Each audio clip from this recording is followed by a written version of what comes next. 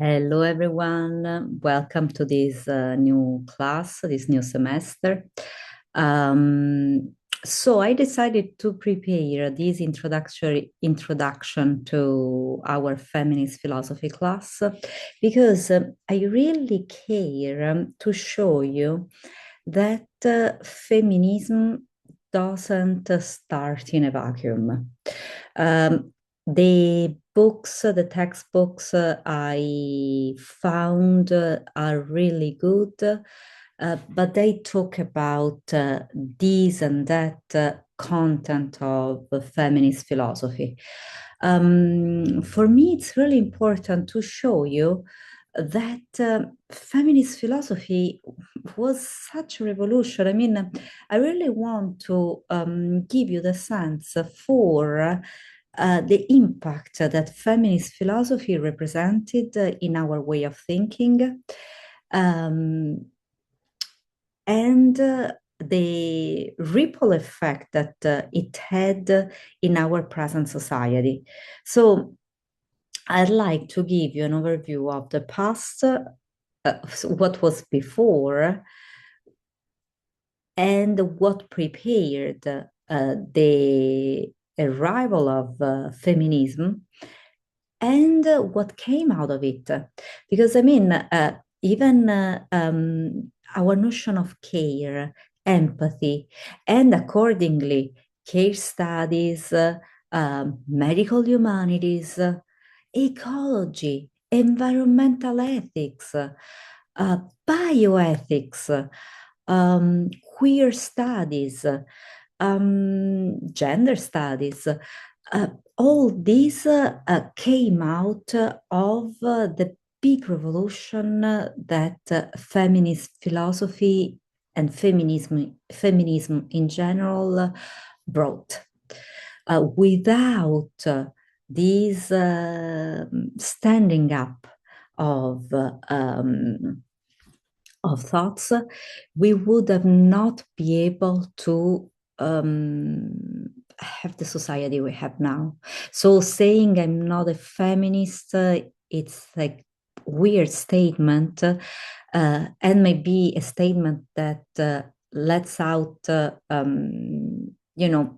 sense that maybe you don't know how much is in feminist philosophy because inside feminism there's bioethics.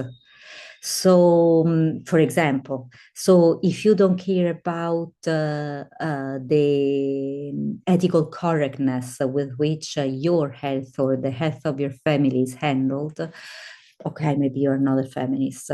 But feminism is also behind this kind of philosophy, this kind of thought.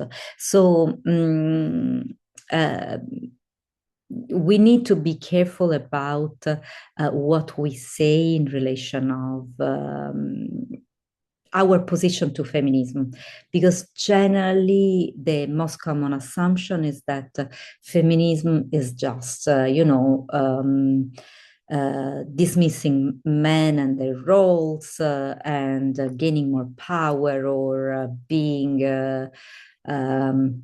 I don't know, more defensive in your being a woman.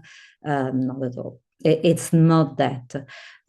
Rather, the opposite. It's thanks to feminism that we started reflecting more on what masculinity is, on the kind of pressure we put on men, on how hard it might be for men to express their true talents in nowadays society. So, uh,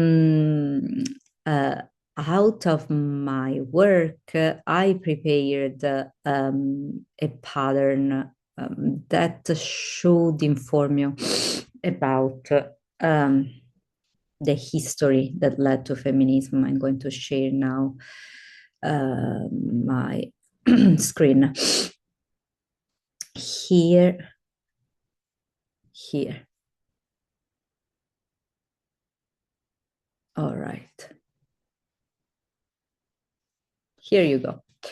So I'm sorry, I didn't put this into an actual pattern. I didn't find any way to do it. It was much more comfortable to do it by hand. I know, terribly outdated. But these are the areas I'm going to consider. What happens in history, economics, philosophy, and science? Of course, it's superficial because I'm trying to put everything together, but it's also in that if you consider that the core of our study is just here. So, as you can see, feminism is at the beginning of a revolution that goes into deep ecology, civil rights movement, gender studies, intersectionality, medical humanities, and so on. And it's the catalyst of at least four areas of development. Now I'm going to narrate a little bit this little summary that I created for myself.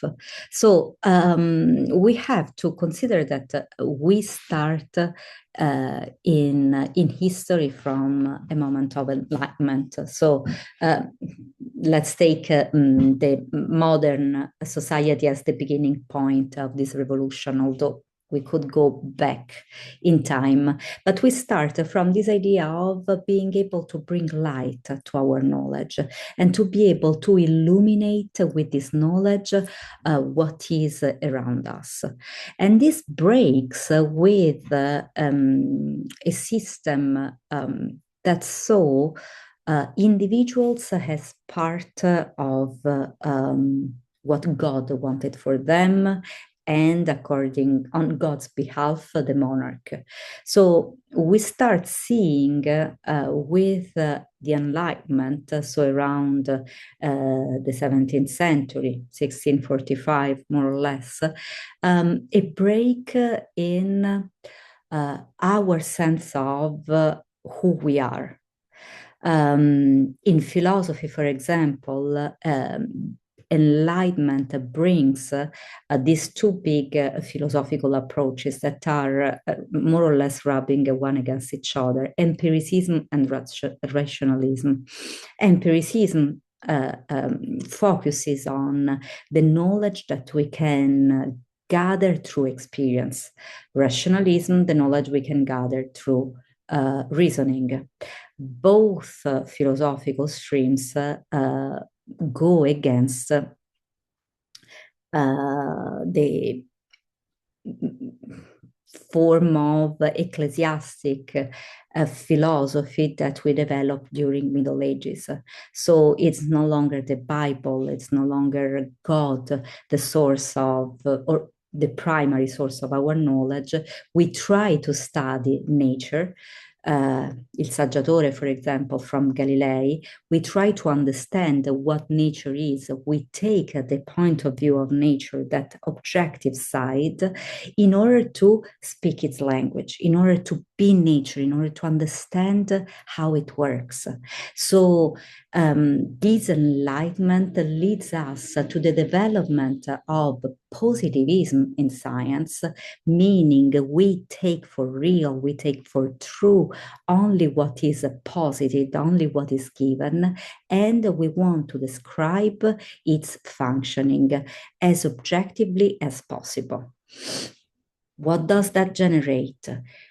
In history, we look at the biggest revolutions, right? English, French.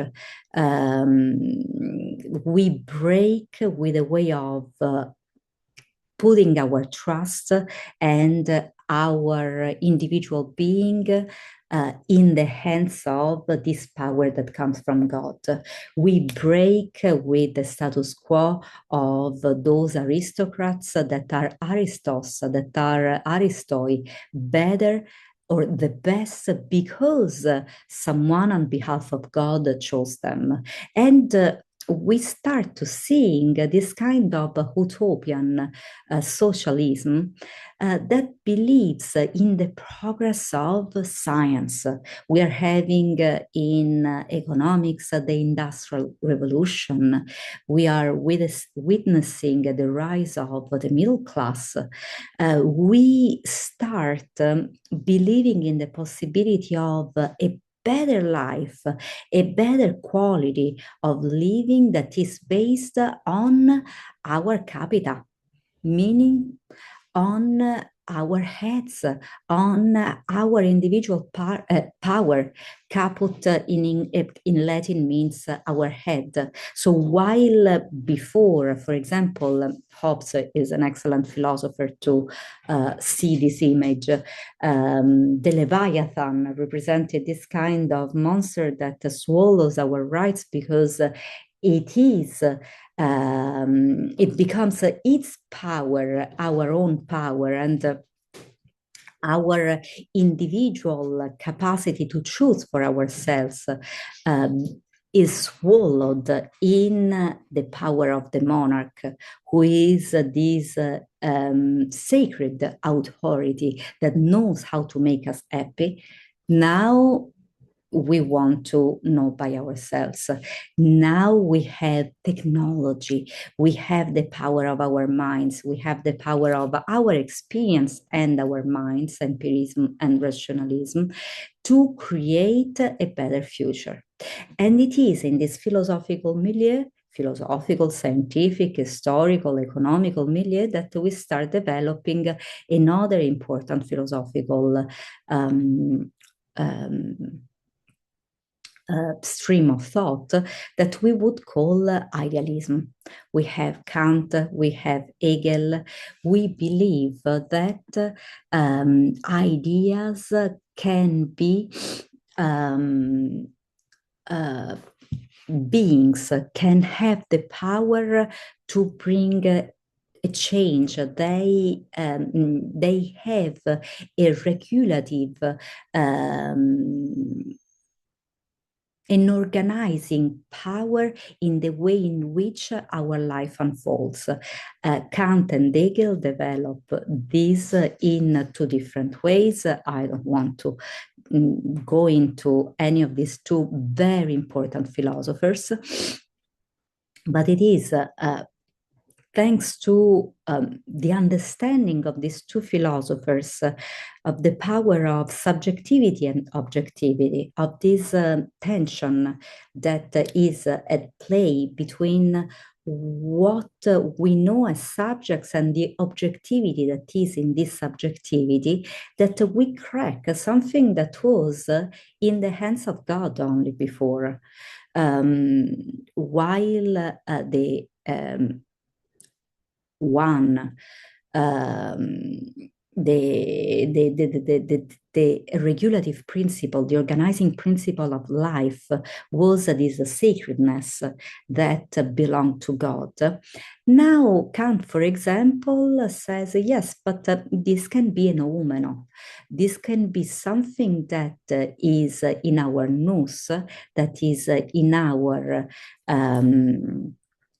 in our mind, and our reason encounters limits that we cannot explore further. But the phenomenon of this noumenon can be described. What appears from this noumenon, so the subjective way, the subjective reflection of this inner and utmost unexplored truth can be seen and can be described by us. And Hegel adds to that that not only this thing can be described, studied, and we can carry on an actual science of it, but it unfolds in our life. It becomes history. It becomes the way in which life develops. I mean, it's thanks to these thoughts that we start organizing our knowledge in Naturwissenschafts and Geisteswissenschaften, I mean, the science of nature and sciences of the spirit. So we try to develop those human sciences that are, if you want, in between philosophy and science, and focus on the observation of how this phenomenon unfolds in life. So we have scientists, philosophers like Dilthey, Freud, Darwin, who focus, yes, on the human being and try to describe for Darwin the way in which this human being developed in life. For Freud, how this inner principle that for Descartes was the res cogitans, and for Freud becomes the soul, works. So we have the beginning, 1856 to 1939, of psychoanalysis. We try to describe with pragmatism, phenomenology, structuralism, how the phenomenon of our life develops, and we want to understand its meanings. We want to understand how it appears to us, how we can make it better, how we can improve our knowledge. And it is called the left of the Hegelian side that develops, that hosts many brilliant philosophers. One of these is Marx. Historically speaking, we locate Marx in the beginning of the 19th century. His manifesto, his Das Kapital, his Grundrisse, 1883, are certainly a masterpiece in observing how the Homo economicus, how the human being who tries to make the best of its life, of his oikos. Oikos in Greek means home, develops. So it's still part of looking at the unfolding of the human being in history. That leads to the big revolution we are trying to ease ourselves into, feminism. Once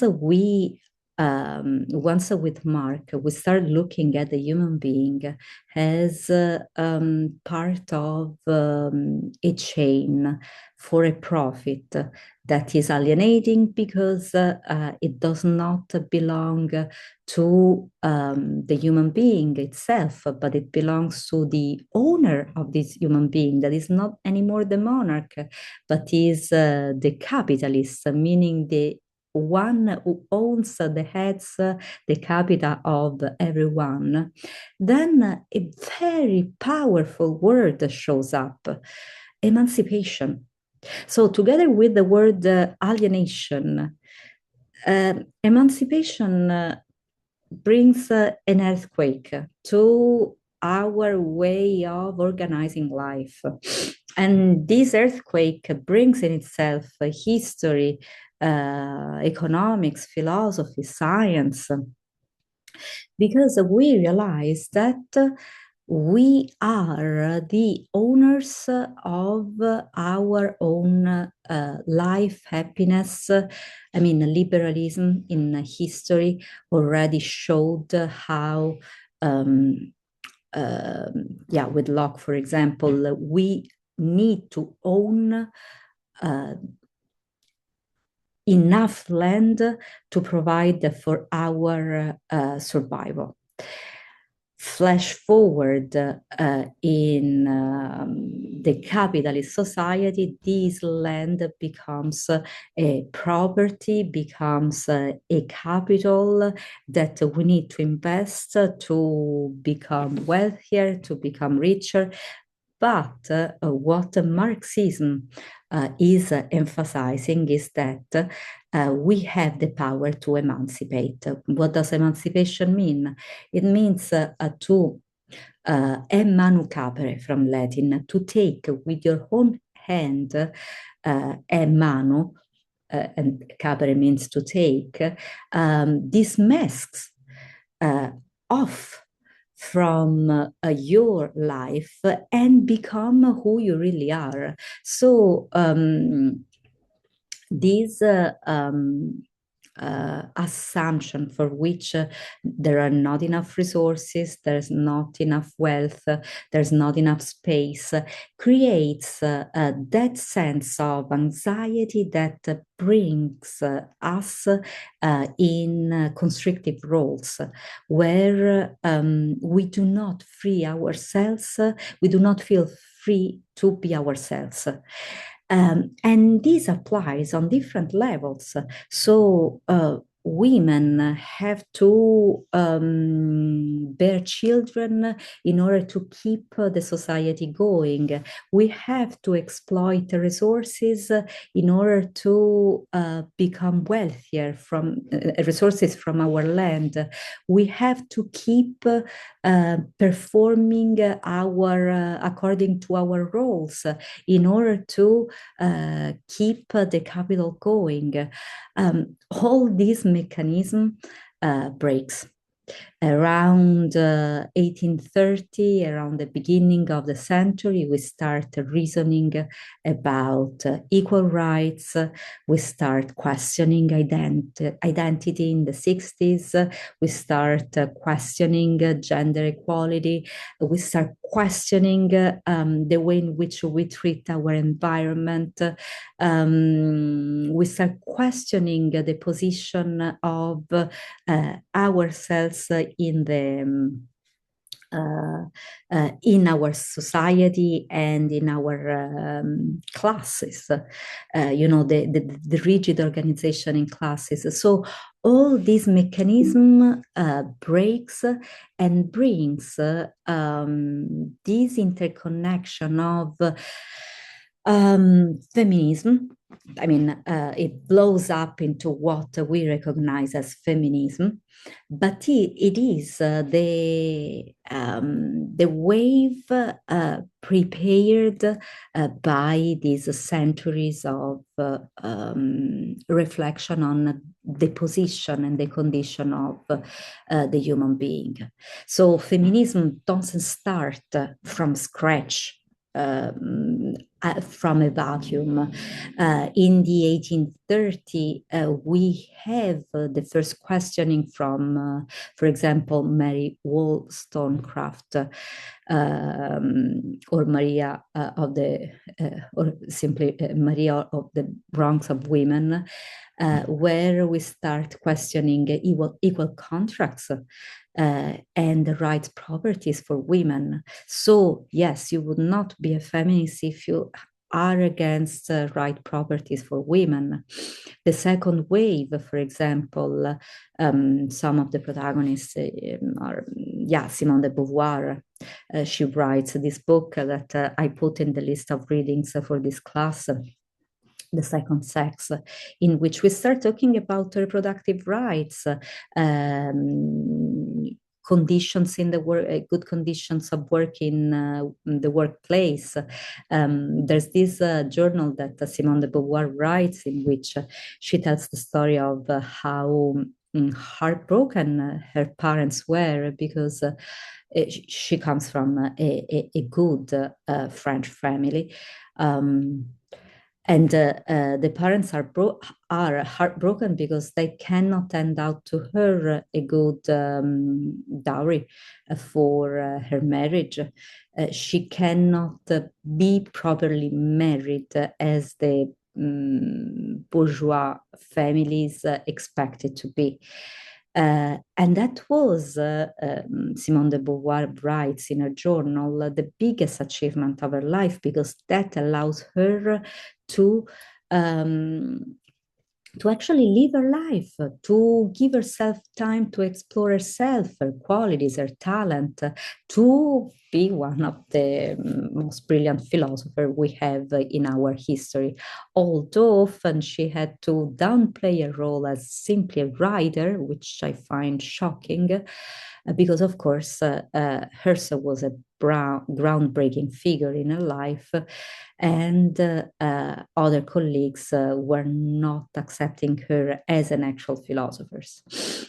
Third wave of feminism, 1990 to 2008, we're talking about gender equality, bioethics, environmental studies, intersectionality. With Rebecca Walker, we start thinking about the position of the human being, women included in our world, not just as women, but as human beings that are exploiting the earth, that are not taking care of the environment, that are not taking care of the future generations. So we start thinking with Jonas about future generations. We are exploiting, we were exploiting in the 60s, in the 80s, the resources of our planet without thinking of what is left for the future. So again, Marx gives us a shocking Marx, Hegel, here it's a preparation of brilliant minds at work. They give us a shocking picture of the condition of the human being. And this raises our awareness that goes all together into what we know as feminism. We start questioning our position in society. On our planet, in our world as economic, political, scientific, educational system. And the last wave where we are now from 2008 to today, although there are still subcategories to come, reflect on the problem of misogyny, of harassment. Rebecca Solnit, for example, man explained things to me. We start thinking about the dynamics of relationship between men and women. So this is a very quick, unfortunately, but I don't want to overwhelm you either, overview of how we arrive to feminism. Doesn't come out of a vacuum. Yes, there's of course the revolutionary actions of women who started to stand up for themselves. But there's a Weltanschauung, a view of the world that is slowly changing and taking shape in a new direction. And this is still happening. We owe so much to feminism in terms of care we put on our resources, emotional, geographical, environmental, physical. Yeah, I wanted to honor that, and I wanted to help you to get started on the right foot in reading the resources for this class. All right. If you have questions, you can ask, you can email me or ask in the comments. And I wish you a wonderful rest of your day. Bye, everyone.